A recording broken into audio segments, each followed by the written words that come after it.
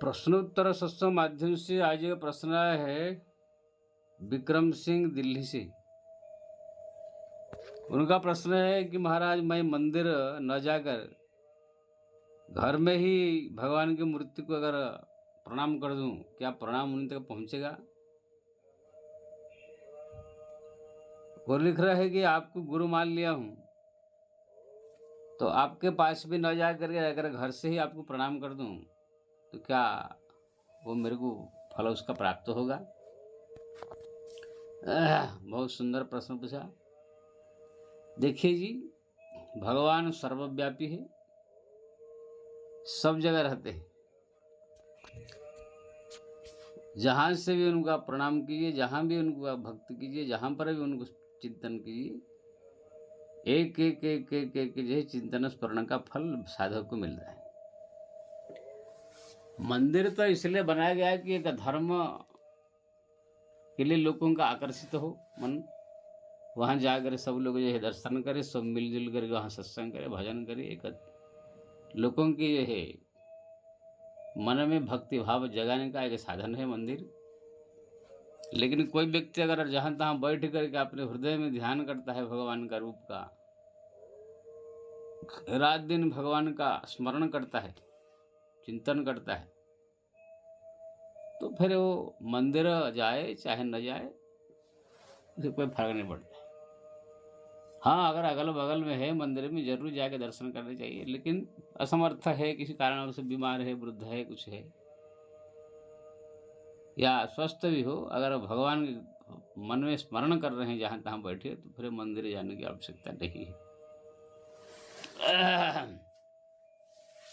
इसलिए जहाँ तहाँ भी हो वहाँ पर आप भगवान का स्मरण कर सकते हैं। हमारे बड़े बड़े ऋषि मुनि महात्मा सो हिमालय के कंदरा में ऐसे ऐसे पहाड़ों में बैठे भजन तपस्या कर रहे हैं, वो कहाँ कोई मंदिर में जाते, ना कोई धाम में भी जाते हैं। वो लोग जहाँ बैठे वहाँ पर बैठे भगवान को स्मरण करते हैं, चिंतन करते हैं, वहाँ पर ही रिझा करके भगवान को यह प्राप्त कर लेते हैं। इसलिए भगवान सर्वव्यापी है, जहाँ उनको याद करो वहाँ मौजूद रहते हैं। जो भी आप प्रणाम करेंगे भगवान के लिए, सब कुछ उनको तुरंत प्राप्त होगा। जहाँ तक गुरु की सवाल है, आपने कहा कि मैं जो है आपको गुरु मान लिया है, आपको प्रणाम करता हूँ, क्या मिलेगा? देखो भाई, गुरु भी भगवत स्वरूप माने जाते हैं। गुरु कोई फल नहीं देता है। गुरु को आगे प्रणाम कर देते तो गुरु आपको कुछ फल देंगे प्रणाम का, ऐसे नहीं। ये सब भगवान की योजना रहता है। कौन क्या किया, कौन नहीं किया, कौन पाप किया, कौन पुण्य किया, ये सब भगवान अंतर्यामी कण कण में विराजमान है, वो सब जानते हैं। वही फल देते हैं। अगर कोई व्यक्ति अपने गुरु को प्रतिदिन प्रणाम करता है, भले ही वो जानता नहीं कहाँ है क्या है गुरु जी, मठ में इतना दूर हमसे जानता नहीं है, और जहाँ पर अपना घर में है उनको याद करके गुरु को प्रणाम कर देता है, तो गुरु को तो मालूम हो चाहे न हो कि मेरे को कोई प्रणाम कर रहा है, लेकिन भगवान सर्वज्ञ होने के कारण उनको मालूम है कि ये व्यक्ति प्रतिदिन गुरु को जो है प्रणाम करता है, गुरु के चरण में झुकाता है।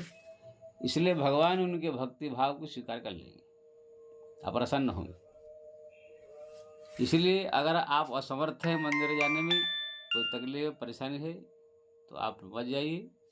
जहाँ तहाँ बैठे हैं आप घर में भगवान का नाम जपिए, भगवान का स्मरण कीजिए, भगवान का चिंतन कीजिए, उनका जो है पूजा पाठ कीजिए, वही सबसे बड़े मंदिर है। इसका मतलब, लेकिन इसका मतलब ये नहीं कि मंदिर एकदम नहीं जाना है, मंदिर परंपरा खत्म कर देना है। अगर किसको कोई मजबूरी मंदिर जाने का मन नहीं करता है, कि कोई काम के लिए मन नहीं करता है, पूजा पाठ करने मन नहीं लगता है, खाली घर में एकांत में बैठ के चिंतन करना पड़ता है, उन लोग के लिए है ठीक है, घर में ही करिए, आराम से करिए। लेकिन अगर कोई व्यक्ति मंदिर जाता है तो उनको ये नहीं बोलना है कि मंदिर क्या जाने का, मैं तो घर बैठे ध्यान कर लेता हूँ। किसी के मन में बुद्धिभेद उत्पन्न नहीं करने चाहिए। तो आप अगर इच्छा है जा सकते हैं, नहीं तो जहाँ है आप वहाँ पर से भगवान को याद कीजिए, स्मरण कीजिए, गुरु का भी चिंतन कीजिए। उसका फल सब देने वाले परमात्मा है।